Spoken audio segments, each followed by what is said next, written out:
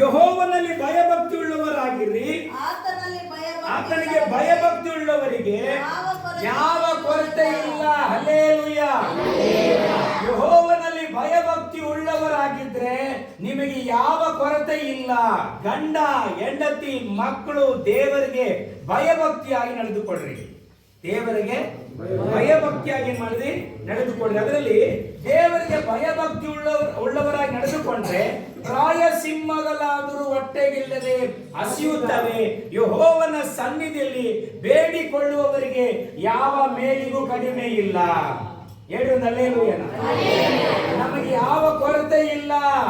ಯೆಹೋವನು ನನ್ನ ಕುರುಬನು, ನಾನು ಕೊರತೆ ಪಡೆಯನು. ಆಮೇಲೆ ಅಂತ ಹೇಳೋಣ. ಹಲ್ಲೆಲೂಯಾ.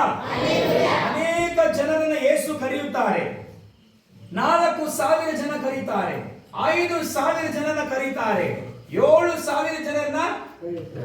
ಎಲ್ಲರಿಗೂ 5 ರೊಟ್ಟಿ 2 ಮೀನು. 5 ರೊಟ್ಟಿ 2 ಮೀನು ಗಂಟೆವರೆಗೂ ತುಂಬುವವರೆಗೂ ಏನ 12 ಬುಟ್ಟಿ ತುಣಿಕೆ, 12 ಬುಟ್ಟಿ ಮಿಕ್ಕವರೆಗೂ. ಹಾಗಾದ್ರೆ 5 ರೊಟ್ಟಿ 2 ಮೀನು ಅಷ್ಟು 1,000 ಜನಕ್ಕೆ ಹಂಚಿದ್ರಂದ್ರೆ ನಮ್ಮ ದೇವರು ಅದ್ಭುತ ಮಾಡುವ ದೇವರಾಗಿದ್ದಾರೆ.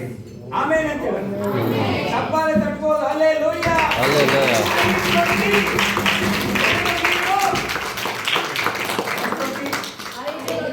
ನಾನು ಟ್ರೈನಲ್ಲಿ ಬರ್ತಿರ್ಬೇಕಾದ್ರೆ ಒಂದು ಹೆಣ್ಣು ಮಗಳು ಒಂದು ಮಗು ಇಟ್ಕೊಂಡಿದ್ರು. ಒಂದು ಮಗಳು ನೋಡಕ್ಕೆ ತೆಳ್ಳಗಿದ್ರ ಅಮ್ಮ ಜಾಗ ಇಲ್ಲ ಅಂತೇಳಿ ಕೆಳಗೆ ಕೂತ್ಕೊಂಡಿದ್ರು. ಅವರು ಬುಟ್ಟಿ ತಗೊಂಬ ಅಂದ್ರು. ಅವ್ರೇನ್ ಮಾಡಿದ್ರು, ರೊಟ್ಟಿ ಬುಟ್ಟಿನ ತಂದ್ರು. ಪಲ್ಯ ಒಂದು ಡಬ್ಬದಲ್ಲಿ ಪಲ್ಯ ಇದೆ, ಪಲ್ಯ ಹಾಕೊಂಡು ಮಂಡಕ್ಕಿ ಬೇರೆ ಬಂದ್ಬಿಡ್ತು. ಅಯ್ಯಮ್ಮ ಮಂಡಕ್ಕಿನೂ ತಿಂತಾ ಇದೆ. ಒಂದ್ ಕಡೆ ಹೇಳ್ಬೇಕು ಅಂದ್ರೆ ರೊಟ್ಟಿ ತಿಂತಾ ಇದೆ, ಇನ್ನೊಂದ್ ಕಡೆ ಬಿರಿಯಾನಿ ತಂದಿದೆ ಅದನ್ನೂ ತಿಂತಾ ಇದೆ. ಎಲ್ಲರೂ 5 ರೊಟ್ಟಿ ಮೇಲೆ ತಿಂದು ಹೇಳ್ಬೇಕು ಅಂದ್ರೆ ಆ ಅನ್ನನು ತಿಂದು ಆ ಮಂಡಕ್ಕಿ 1-2 ಪ್ಲೇಟ್ ತಿಂದು ಹೇಳ್ಬೇಕು ಅಂದ್ರೆ ನೋಡಕ್ ಹೆಂಗಿತ್ತು. ನನಗೆ ಶಾಕ್ ಆಯ್ತು. ಇದೇನಪ್ಪ 5 ರೊಟ್ಟಿಗಿನ್ನ ಜಾಸ್ತಿ ಅಯ್ಯಮ್ಮ ನೀವು ಕಾವಲ್ಲ ನಿಜ ಕಾವಲ್ಲ ಅಂತ ಇಡಿ ನೇನೆ ತಿಂತ ಅಂದ್ಬಿಟ್ಟು 5 ರೊಟ್ಟಿಗಿನ್ನ ಅಯ್ಯಮ್ಮ ಏನ್ ಮಾಡ್ಬಿಡ್ತು. ನೋಡಕ್ಕೆ ಒಣಗ ಗಡ್ಡಿ ಇದ್ದಂಗಿದೆ. 5 ರೊಟ್ಟಿಗಿನ್ನ ನೋಡಿ ಅಮ್ಮ ಇದ್ದಂಗಿರ್ಬೋದಲ್ಲ. 5 ರೊಟ್ಟಿಗಿನ್ನ ಜಾಸ್ತಿ ರೊಟ್ಟಿ ಅನ್ನಾನೂ ತಿಂದು ಮಂಡಕ್ಕಿನೂ ತಿಂದು ಹೇಳ್ಬೇಕು ಅಂದ್ರೆ ಚೆನ್ನ ಗಡಗಡ ನೀರು ಕುಡಿದು ಹಂಗೆ ಬರ್ಕೊಂಡ್ಬಿಟ್ಟು ಬೆಳಗ್ಗೆ ಆದ್ರೆ ಎದ್ದೊಳಂಗಿಲ್ಲ. ನಾನು ನೋಡ್ತಾನೆ ಇದ್ದೆ. ಹೇಳ್ಬೇಕು ಅಂದ್ರೆ 5 ರೊಟ್ಟಿ ಹೇಳ್ಬೇಕು ಅಂದ್ರೆ ಒಂದು ಮನುಷ್ಯನಿಗೆ ಸಾಕು. ನಮ್ಮ ದೇವರು ಪವಾಡ ಪುರುಷ ನೋಡ್ರಿ, ಯೇಸು ಸ್ವಾಮಿ 5 ರೊಟ್ಟಿ 2 ಮೀನು 5,000 ಜನ, 4,000 ಜನ, 7,000 ಜನ ತಿಂದು 12 ಬುಟ್ಟಿ ಮಿಕ್ಕಿತ್ತು ಅಂತಿದೆ. ಹಲ್ಲೆಲೂಯಾ.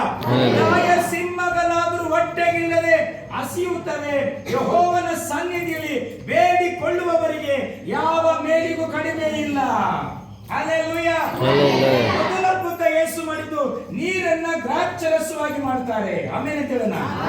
ಯೇಸು ಅದ್ಭುತ ಮಾಡುವ ದೇವರು, ಯೇಸು ಅತಿಶಯ ಮಾಡುವ ದೇವರು. ಆಮೇಲೆ ಅಂತ ಹೇಳೋಣ. ಇರುವುದರಿಂದ ರೂಪಿಸುವ ದೇವರಾಗಿದ್ದಾರೆ, ಅದ್ಭುತಗಳನ್ನ ಮಾಡುವ ದೇವರಾಗಿದ್ದಾರೆ. ಒಂದು ಹೆಣ್ಣು ಮಗಳು ನನ್ನ ಹತ್ರ ಬಂದ್ರು. ಶುಕ್ರವಾರ ಉಪವಾಸ ಕೂಟ. ಯೂಟ್ರಸ್ ಅಲ್ಲಿ ಗಡ್ಡೆ ಇದೆ. ಯೂಟ್ರಸ್ ಅಲ್ಲಿ ಗಡ್ಡೆ ಸಮೇತವಾಗಿ ಏನ್ ಮಾಡ್ಬೇಕು, ಆ ಯೂಟ್ರಸ್ ಅಂದ್ರೆ ಗರ್ಭಚೀಲ ತೆಗಿಬೇಕು. ನಿನ್ನ ಮಕ್ಕಳು ಆಗಲ್ಲ ಅಂತ ಪ್ರೇಯರ್ ಮಾಡಿ ಕಳಿಸ್ಕೊಟ್ರೆ ಗಡ್ಡೆ ಮತ್ತು ಗರ್ಭ ಚೀಲ ತೆಗಿಬೇಕಾಗಿತ್ತು. ಮುಂದೆ ಅಮ್ಮನ್ಗೆ ಏನಾಗಂಗಿಲ್ಲ, ಮಕ್ಕಳಾಗಂಗಿಲ್ಲ. ದೇವರು ಏನ್ ಮಾಡಿದ್ರು ಗೊತ್ತಾ, ಎಣ್ಣೆ ಹಚ್ಚಿ ಪ್ರೇಯರ್ ಮಾಡಿ ಕಳಿಸಿದ್ರೆ ಆಪರೇಷನ್ ಮಾಡಿ ಗಡ್ಡೆ ತೆಗಿಬೇಕಾಗಿತ್ತು. ಆ ಏನು ಯೂಟ್ರಸ್ ತೆಗಿಬೇಕಾಗಿತ್ತು. ಆ ಯೂಟ್ರಸ್ ಗರ್ಭ ತೈಲಿನೂ ತೆಗ್ದಿಲ್ಲ, ಗಡ್ಡೆನೂ ತೆಗ್ದಿಲ್ಲ. 2 ಮಗುವನ್ನ ತೆಗೆದ್ರು. ನಲ್ಲೆಲ್ಲ ಹೇಳ್ಬೇಕು, ಗಡ್ಡೆನೇ ಮಗು ಮಾಡಿದ್ರು. ಗಡ್ಡೆನೇ ಆಗ್ಬಿಟ್ಟಿತ್ತು. ಒಂದು ಗಂಡು ಮಗು, ಒಂದು ಹೆಣ್ಣು ಮಗು. ಅಪ್ಪ ಗಂಡು ಮಗು, ಅಮ್ಮ ಹೆಣ್ಣು ಮಗು ಚರ್ಚಿಗೆ ಬಂದು ಫಾಸ್ಟ್ರೆ ನೀವು ಪ್ರೇಯರ್ ಮಾಡಿದ್ರಲ್ಲ, ಹೇಳ್ಬೇಕು ಅಂದ್ರೆ ಗಡ್ಡೆ ತೆಗ್ದಿಲ್ಲ, ಗಡ್ಡೆನೇ ಮಗು ಆಗ್ಬಿಟ್ಟಿತ್ತು. ನಮ್ ದೇವರು ನೀರನ್ನೇ ದ್ರಾಕ್ಷರಸ ಮಾಡುವ ದೇವರಾಗಿದ್ದಾರೆ. ಕಿಡ್ನಿ ಫೇಲರ ಹೊಸ ಕಿಡ್ನಿ ಕೊಡುವ ದೇವರಾಗಿದ್ದಾರೆ. ಹೃದಯ ಫೇಲರ ಹೊಸ ಹೃದಯವನ್ನು ಕೊಡುವ ದೇವರಾಗಿದ್ದಾರೆ. ಕಣ್ಣು ಪ್ರಾಬ್ಲಮ್ ಹೊಸ ಕಣ್ಣು ಕೊಡುವ ದೇವರಾಗಿದ್ದಾರೆ. ಆರೋಗ್ಯದಾಯಕನಾದ ದೇವರಾಗಿದ್ದಾರೆ. ಆಮೇನ್. ಆತನ ಬಳಿಗೆ ಬರುವಾಗ ಬೇಡಿಕೊಳ್ಳುವಾಗ ಯಾವ ಮೇಲಿಗೂ ಕಡಿಮೆ ಇಲ್ಲ. ಎಲ್ಲವನ್ನ ಸಂಪೂರ್ಣವಾಗಿ ಎಲ್ಲವನ್ನು ಸಂಪೂರ್ಣವಾಗಿ ಕೊಡುವ ದೇವರು.